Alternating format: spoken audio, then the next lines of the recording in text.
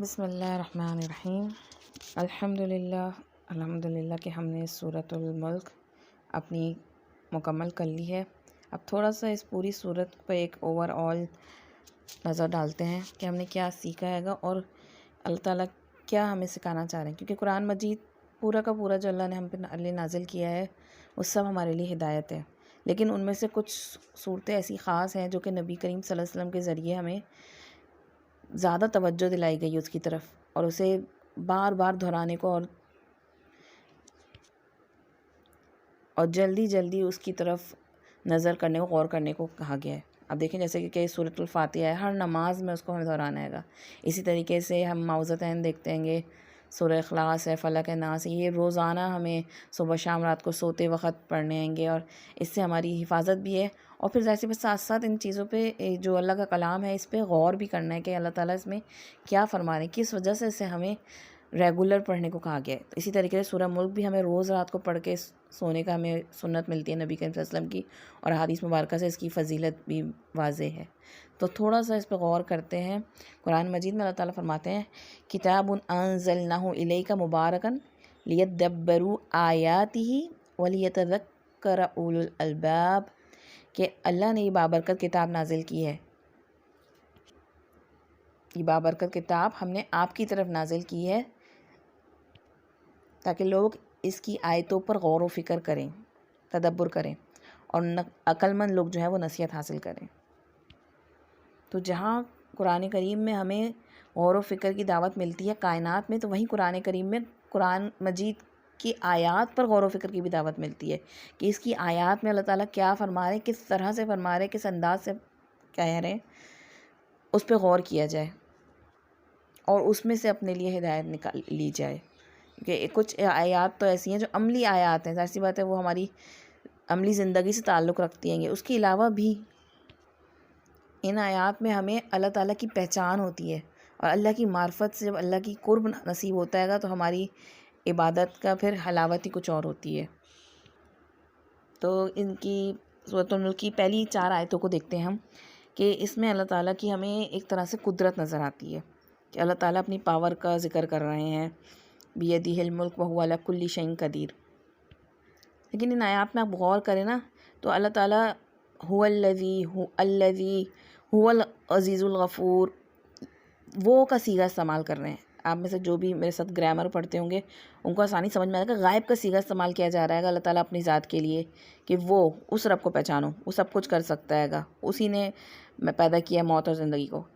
دوسری آیت تک اسی طرح رہتا ہے گا۔ پھر تیسری آیت میں اللہ تعالیٰ فرماتا ہے الذی خلق سبع سماوات طباقا، کہ وہ ذات ہے جس نے 7 آسمان تہ بتہ بنائے۔ پھر یہاں اللہ تعالیٰ اپنے رحمان کے نام سے متعارف کراتے ہیں گے، ما تری فی خلق الرحمن من تفاوت، کہ تمہیں رحمان کی خلقت میں کوئی ٹیڑھ نظر نہیں آئے گا۔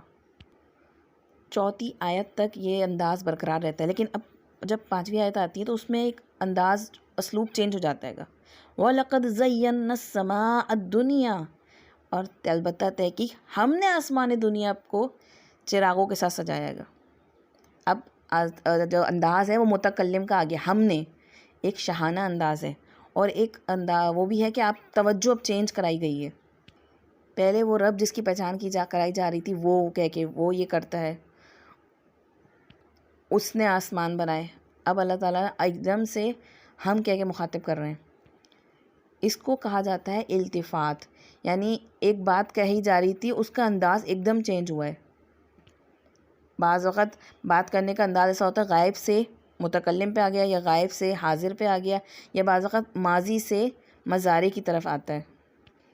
اس سے یا تو ایسا ہوتا ہے کہ بعض وقت سین چینج ہوتا ہے گا، کہ کوئی بات پہلے کی بتائی جا رہی تھی بعد میں سین چینج ہوا ہے، یا بعض وقت ایسا ہوتا ہے کہ کلام کرنے والا جو ہے اس کے انداز میں فرق آیا ہے گا، یا تو وہ نرم ہو گیا یا پھر اس کے اندر ایک شدت آئی ہے۔ یہاں ہمیں اس آیت میں اللہ تعالیٰ خاص توجہ کرا رہے ہیں کہ ایک شدت کا معاملہ آیا ہے، کیونکہ آگے کیا آ رہا ہے کہ ہم نے اس کو بنایا شیاطین کے لیے رجوم کرنے کے لیے، اور ہم نے بھڑکتی ہوئی آگ تیار کی۔ کیونکہ پچھلی آیتوں میں آیا تھا نا کہ آسمان پہ غور و فکر کرو تم بار بار کہ اللہ تعالیٰ نے اس کی کیسی تخلیق کیا گا، لیکن جب غور و فکر کرنے کے بعد مخلوق نے آسمان سے چھیڑ چھاڑ کری، جنات جو ہیں آسمان کی طرف گئے اور غیب کی خبریں معلوم کر کے وہ کام کیے جس سے انہیں روکا گیا ہے گا. تو اللہ تعالیٰ کا ایک دم یہاں پہ غضب بھڑکنے کا انداز ہے. پھر یہاں آیت نمبر 5 سے لے کے آیت نمبر 15 تک یہ پورا ایک سلسلہ چل رہا ہے. آپ کو دیکھتے ہیں ایسا لگتا ہے گا کہ آسمان کا ذکر اور کے ساتھ ساتھ جہنم کا ذکر. ایک جہنم کا کیا نام خطن تکلیف دہ بہت سین کریٹ کیا گیا کہ کس طریقے سے لشکر کے لشکر اس میں ڈالے جائیں گے اور پھر ان کو مخاطب بھی کیا جائے گا اور کس طرح وہ جواب دیں گے. آخر میں جب یہاں یہ رکوع مکمل ہو رہا ہے آیت نمبر 15 میں، تو وہاں اللہ تعالیٰ کے 2 نام آئے اللطیف الخبیر. جہاں دیکھیں اللہ تعالیٰ کے میں نے آپ کو بتایا تھا اللہ تعالیٰ نے قرآن مجید میں اپنی پہچان 3 انداز سے کرائی، 3 طریقوں سے. اللہ تعالیٰ کے اسما، اللہ کے ناموں کے ذریعے، اور اللہ تعالیٰ کی صفات، اور پھر اللہ تعالیٰ کے افعال کے اللہ تعالیٰ کیا کرتا ہے. جیسے ہم نے پچھلی آیت میں اللہ تعالیٰ کے افعال کے بارے میں پڑھا کہ آیت نمبر 5 میں کہ ہم نے بنایا آسمان دنیا کو. اور یہاں آیت نمبر 14 میں ہم دیکھ رہے ہیں کہ اللہ تعالیٰ کہہ رہے ہیں کہ اللہ کو پہچانو وہ اللطیف الخبیر ہے. تو جہاں اللہ تعالیٰ کے نام آئیں گے نا تو وہاں سارا فوکس کیا ہوگا اللہ تعالیٰ کی ذات کو کی طرف. لیکن جہاں اللہ تعالیٰ کی صفت آئے گی نا تو وہاں فوکس کیا ہوگا اپنے اوپر، کہ اللہ تعالیٰ کی یہ صفت ہے تو میں اپنے اوپر غور کروں. کیونکہ پچھلی آیت میں کیا ہے انہ علیم بذات الصدور، کہ بے شک وہ خوب جاننے والا ہے سینوں کے بھید. تو اب کس کی طرف فوکس ہونا چاہیے؟ اپنے اوپر فوکس ہونا چاہیے کہ وہ ہمارے سینوں کے بھید جانتا ہے. اور جب اللطیف الخبیر کی بات آ رہی ہے تو وہاں اللہ تعالیٰ کی معرفت حاصل کرنی چاہیے کہ وہ کیسی ذات ہے، کتنا باریک بین ہے، کس انداز سے ہمارے لیے مشکلوں سے نکلنے کے راستے بناتا ہے، درجات پہ چڑھنے کے راستے بناتا ہے. تو وہاں اللہ تعالیٰ کی ذات پہ مطلب غور و فکر کرتے ہوئے اس کی محبت کا احساس بیدار ہوتا ہے. تو یہ ہمارا سیکنڈ پورشن ہو گیا آیت نمبر 5 سے لے کے 15 تک. پھر آیت نمبر آپ دیکھیں 16 سے لے کے 22 تک ایک خاص پیٹرن پہ بات چل رہی ہے، اور وہ ہے کہ دنیا کی مطلب حوالے سے خاص طور پہ وارن کیا جا رہا ہے گا کہ تمہیں دنیا میں ہی اگر عذاب آ گیا تو تمہارا کیا معاملہ ہوگا. جبکہ اگلی آیتیں جو 23 اور 24 آیت ہے نا، تو آپ اس کا سمجھ لیں چوتھا پورشن ہے اس صورت کا. اس میں آپ کو نبی کریم صلی اللہ علیہ وسلم کے ذریعے کل کہہ کے کہلوایا گیا گا کہ آپ صلی اللہ علیہ وسلم کہیے ان سے کہ ہم نے دیکھو، بلکہ ہم نے نہیں، وہ ذات ہے جس نے تمہیں کان، آنکھ اور دل عطا کیے، اور تم کتنا کم شکر ادا کرتے ہو، اور پھر الہی تحشرون، اسی کی طرف تم لوٹائے جاؤ گے. تو نبی کریم صلی اللہ علیہ وسلم کے ذریعے یہ بات کہلوائی گئی ہے. اور اللہ تعالیٰ نے اپنے لیے پھر واحد کا صیغہ اور غائب کا صیغہ استعمال کیا ہے گا کہ وہ کی طرف چلے گئے اللہ تعالیٰ، اس رب کو پہچانو. پھر اگلا پورشن جو ہے وہ ہمارا آیت نمبر 25 سے لے کے 27 تک، یہ 5th پورشن ہے. اس میں اللہ تعالیٰ نے اپنا نام لیا ہے گا اللہ کا. قل انما العلم عند اللہ، کہہ دیجئے کہ اس کا علم تو صرف اللہ کے پاس ہے. اللہ کا لفظ جلالہ آیا ہے یہاں پر. کس کا علم؟ غیب کا علم، کہ وہ خاص علم کسی کے پاس بھی نہیں ہے. غیب کے حوالے سے کسی فرشتوں کو بھی خبر نہیں ہے. قیامت کا علم صرف اور صرف اللہ رب العزت کے پاس ہے. اور پھر ہم آخری پورشن دیکھتے ہیں گے کہ آیت نمبر 28 سے 30 تک جب نبی کریم صلی اللہ علیہ وسلم سے پھر کل کہہ کے کہلوایا جا رہا ہے، اور ہماری بے بسی کہ تمہیں اللہ تعالیٰ، تم کتنے بے بس ہو، تمہیں کون بچائے گا. کافروں کو خاص طور پہ کہا گیا کہ تمہیں عذاب علیم سے کون بچائے گا. اور پھر آخر میں تمام انسانیت کے حوالے سے کہ اگر اللہ تمہارا پانی لے جائے تو کون پانی لا کے دے گا تمہیں. یعنی پانی جو ہے وہ ہر چیز کی زندگی کا سبب ہے. قرآن مجید میں بھی کئی مقامات پہ پانی کے حوالے سے آیتیں آتی ہیں گی کہ ہم نے ہر چیز کو پانی کے ذریعے زندگی عطا کی ہے. اگر تمہاری پانی ہی ختم ہو جائے گا تو زندگی کیسے باقی رہے گی؟ یہ اللہ کی رحمت ہے کہ اس نے تمہیں باقی رکھا ہوا ہے. تو اپنی کمزوری کو دیکھو، کتنی بے بسی ہے تمہارے اندر، اور دوسری طرف بیدہ الملک، اس کے پاس پوری پاور ہے، پورا کنٹرول ہے، وہو علی کل شیء قدیر. اب یہ ٹوٹل ہمارے پاس 6 پورشن نظر آتے ہیں گے جو سورہ ملک کے ہم نے آیتوں کے ذریعے کریں، اور ان پورشنز کا آپس میں ایک دوسرے کے ساتھ لنک بھی ہے. جیسے میں نے ابھی آپ کو بتایا کہ پہلی آیت سے 4 آیت اور آخری آیت جو 28 اور 30 لاسٹ پارٹ جو ہیں گے، ان دونوں کا لنک ہے نا کہ ایک طرف اللہ تعالیٰ کی پاور ہے، دوسری طرف ہماری بے بسی. اسی طرح آپ سیکنڈ لاسٹ 2 پارٹس کو دیکھیں جیسے کہ ہمارا سیکنڈ پارٹ تھا آیت نمبر 5 سے 15 تک، جس میں آسمان کے بعد جہنم کا ذکر تھا، اور آخری پارٹ سیکنڈ پارٹ جو لاسٹ پارٹ ہے گا وہ ہے گا آیت نمبر 25 سے 27 تک. تو اس میں کیا ہے گا، اس میں وہ پوچھ رہے ہیں کہ کب ہوگا یہ وعدہ، اس کے جواب دو. تو یہ پوچھ رہے ہیں نا کب ہوگا، تو اس کا جواب کب کا تو نہیں بتایا، لیکن کیسا ہوگا نا، اس کا جواب آپ کو سیکنڈ پورشن میں اسٹارٹنگ والے میں مل جائے گا، کہ وہ سین پورا کریٹ کرائے گا کہ کتنا وائلنٹ سین ہوگا جہنم کا جب وہ دھاڑ رہی ہوگی اور پھر اس کے اندر ڈالے جا رہے ہوں گے، اور وہ کتنا ریگریٹ کر رہے ہوں گے، کتنا پچھتا رہے ہوں گے کہ کاش ہم سنتے تو صحیح. اس میں یہاں تک کہیں گے، وہ داروغہ ان سے پوچھے گا الم یاتکم نذیر، کیا تمہارے پاس کوئی نذیر ڈرانے والا نہیں آیا تھا؟ تو آخری آیتوں میں جواب بھی ہے گا کہ نبی کریم صلی اللہ علیہ وسلم کو کہ آپ کا کون ہے، انما انا نذیر مبین، کہ میں تو بس کھلم کھلا ڈرانے والا ہوں. وہاں شروع کی آیتوں میں کہہ دی کہ وہ پچھتائیں گے کہ کاش ہم سنتے، کاش ہم عقل سے کام لیتے. اور آخری جو آیتیں ہیں ان میں کیا آئے گے، سیئت وجوہ، یعنی پھر وہاں پہ جا کر وہ ان کو جب دیکھ لیں گے نا آنکھوں سے تو ان کے چہرے بگڑ جائیں گے. دنیا کے حوالے سے وہ کہہ رہے تھے کہ ہم کاش سن ہی لیتے. تو یہاں ان دونوں پورشنز کا آپ کو آپس میں کنیکشن نظر آئے گا، جو سیکنڈ لاسٹ پورشن ہے اور جو اسٹارٹنگ کا سیکنڈ پورشن ہے. اسی طرح بیچ کے دو تھرڈ پورشن ہے نا، تھرڈ پورشن ان میں بھی آپس میں آپ کو لنک نظر آئے گا. آخری آیتوں میں 23 اور 24 میں کیا کہا گیا، ایک تو انشاکم کا لفظ آئے گا کہ اس نے تمہیں پیدا کیا اور پھر بڑھایا، جوانی تک لے کیا.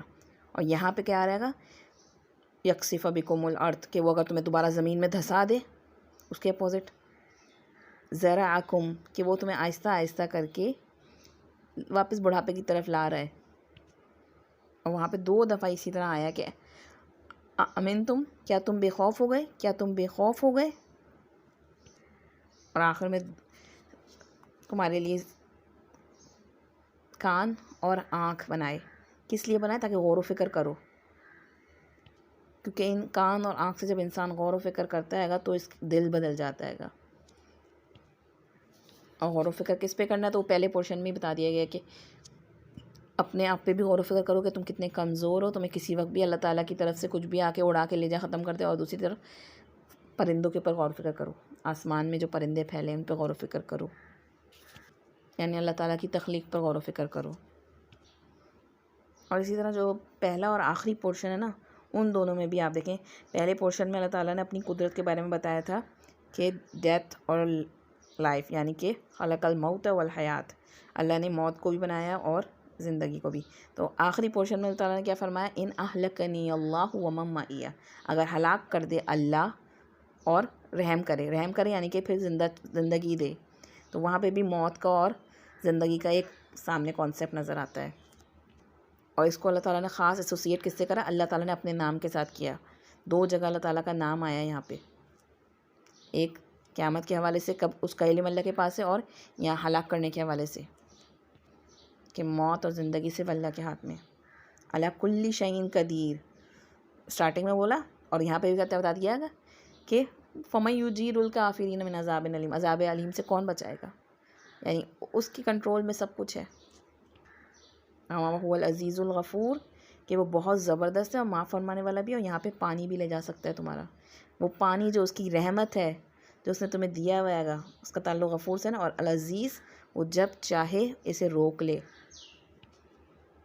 تو یہ کس طرح کتنا خوبصورت ایک دم کلام کی آپ کو وہ نظر آتی ہے خوبصورتی، کہ کوئی شخص اگر کوئی کتاب لکھتا ہے نا تو اس کتاب میں وہ لکھنے میں تو پھر بھی اس چیز کا خیال رکھ سکتا ہے کہ میں نے اسٹارٹنگ میں کیا بات کہی تھی اور میں آخر میں کیا بات کہوں.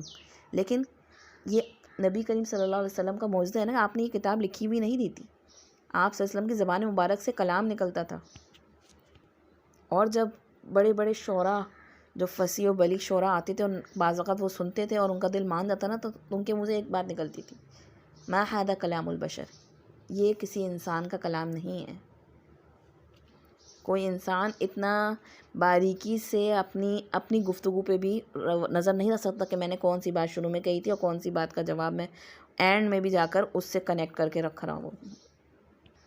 اللہ کے کلام میں غور و فکر کرنا اسی لیے عبادت قرار دیا گیا ہے، کیونکہ اس سے دل میں واقعی میں اس کلام کے حوالے سے اور رب کی پہچان کے حوالے سے عاجزی پیدا ہوتی ہے.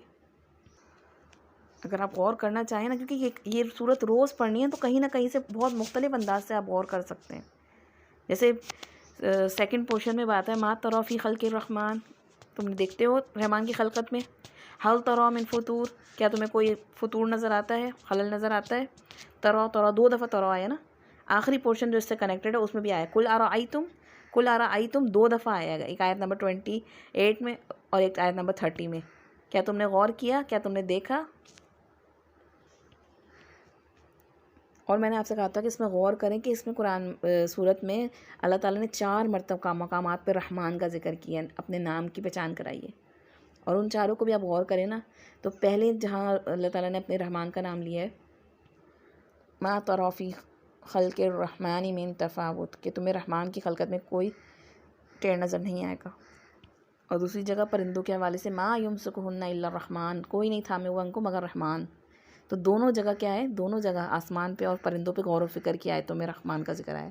جبکہ اس کے مقابلے میں اگلی جو 2 آیتیں جن میں رحمان کا ذکر آیا گا، تو آیت نمبر 20 میں آتا ہے امن ھذا الذی ھو جند لکم ینصرکم من دون الرحمن، یا کون ہے جو تمہارا لشکر ہو جو تمہیں بچائے گا رحمان سے.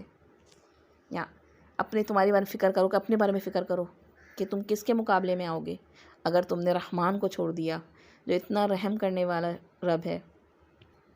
اور آخری آیتوں میں کل ھو الرحمن آمنا بھی، پھر اسے بتا دیا گیا کہ رحمان پہ تو ایمان لانا ہے گا.